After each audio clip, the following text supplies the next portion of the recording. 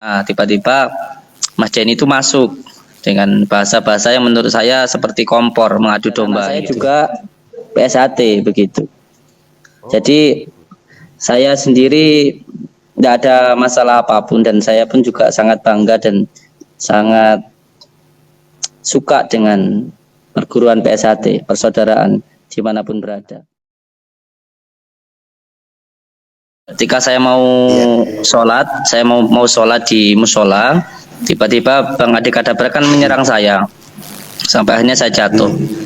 Ketika itu saya mau ke musola. Nah, ketika saya sedang menyampaikan Bang Adi kenapa panjenengan menyerang saya tanpa ada basa-basi, tak ada sopan santun. Ketika itu kan seperti itu. Nah, tiba-tiba Mas Denny itu masuk dengan bahasa-bahasa yang menurut saya seperti kompor mengadu domba gitu. Ayo nanti berantem saya jadi wasitnya dan sebagainya. Menurut saya itu tidak beradab. Menurut saya itu tidak beradab ketika beliau mencandai sesuatu tidak pada tempatnya. Sedangkan waktu itu saya sampai muntah darah loh. Waktu itu saya sedang mau sholat di musola, diserang sama Bang Adi. Nah, ketika saya menyampaikan hal semacam itu, saya sedang ada sesuatu hal yang penting. Beliau itu menulis komentar-komentar yang meledek menurut saya. Karena beliau mengatakan, ya monggo ayo silakan bertarung. Ayo nanti saya jadi wasitnya. Itu menurut saya keterlaluan. Terus ketika beliau masuk di live-nya Bang Adi Kadabra, ya saya menyampaikan ke beliau, jadilah orang yang dewasa. Kalau tidak tahu jangan sok tahu. Kamu kalau pesilat ya pesilat saja. Tidak usah ngurusin hal yang lainnya yang kamu nggak ketahui. Terus beliau menyatakan, ya saya tahu tentang apa. Kalau tahu tentang ilmu hikmah saya tanya, saya ajak debat, ayo kamu tahu ilmu hikmah tentang ilmu apa. Kalau nggak tahu jangan mengomentari seperti itu. Akhirnya dipotong-potong lah bahasa itu seperti itu. Ya intinya untuk semua saudaraku dimanapun berada, jaga hati, jangan memahami sesuatu hal hanya setengah-setengah saja, harus secara kafah, ya tidak salah paham. Di Condromowo, saya juga muridnya dari salah satu sesepuhnya PSAT dan anak saya juga PSAT begitu. Jadi saya sendiri tidak ada masalah apapun dan saya pun juga sangat bangga dan sangat suka dengan perguruan PSAT, persaudaraan dimanapun berada. Masalah saya pribadi dengan Bang Denny, yaitu masalah personal saya. Ketika beliau mengomentari di channel YouTube-nya itu, katanya saya itu tidak menerima tamu dengan baik. Sedangkan Bang Denny itu kan belum konfirmasi dengan saya, belum bertabayun dengan saya. Makanya ketika beliau menyampaikan di channel YouTube-nya yang seolah-olah saya tidak menerima tamu atau saya tidak beradab, yaitu yang ingin saya klarifikasi ke beliau.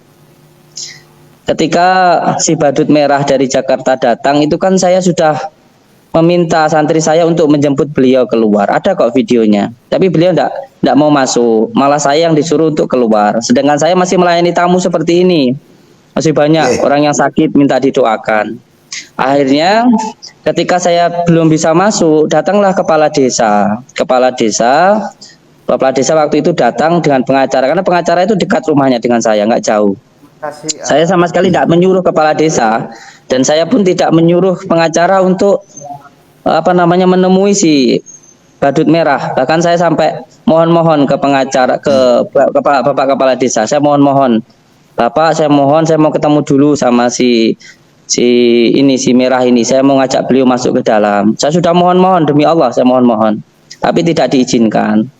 Lah, yang ingin saya tanyakan ke saudara kita, ke Bang Denny itu, di dalam videonya kan beliau mengatakan kalau saya tidak menerima tamu.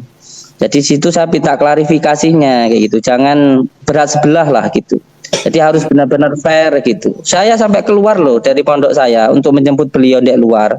Sampai saya begini-begini, mohon Pak Kepala Desa, saya mohon untuk si merah ini diajak masuk ke dalam, kayak gitu. Tapi akhirnya kan karena situasinya sudah rame, akhirnya beliau nggak mau masuk. Saya sudah sempat ketemu, ayo masuk kata saya. Kata beliau itu kan, udah nggak enak saya katanya. Loh coba kalau tadi kamu pertama datang itu langsung masuk, ya nggak akan terjadi hal semacam ini kata saya. Jadi ini untuk semua saudara-saudaraku dari perguruan silat SH dimanapun berada. Jenengan itu saudara saya, tidak ada masalah saya dengan perguruan, tidak ada masalah. Karena guru saya juga sesepuh dari perguruan SH, guru Gus, saya. boleh saya komentar, Gus? Boleh, boleh, boleh. Boleh Bang Jaka. Saya menonton semuanya. Terima kasih. Dan yang saya pahami adalah adanya penyakit hati, Gus. Jadi tidak ada manusia yang berhak menjustis atau menghukum manusia.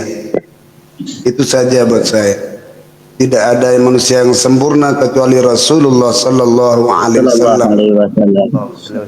Jadi saya dengan beliau ini sering ngobrol jenengan, mohon maaf. Tapi ngobrolnya bukan ngobrol tentang ghibah. Inilah dunia. Mereka sudah lupa dengan riwayat iblis. Walaupun iblis pun itu tidak patut kita benci karena dia juga makhluk Allah Subhanahu wa taala. Kalau kita mau belajar tentang hakikat, iblis itu memberi pelajaran, jangan kau anggap dia jelek.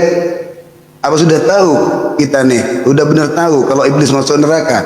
Wallahu a'lam bissawab. Betul. Kita tidak pernah tahu tentang sutradara terhebat skenarionya. Jangan kau sangka iblis itu benar-benar jelek. Kalau Allah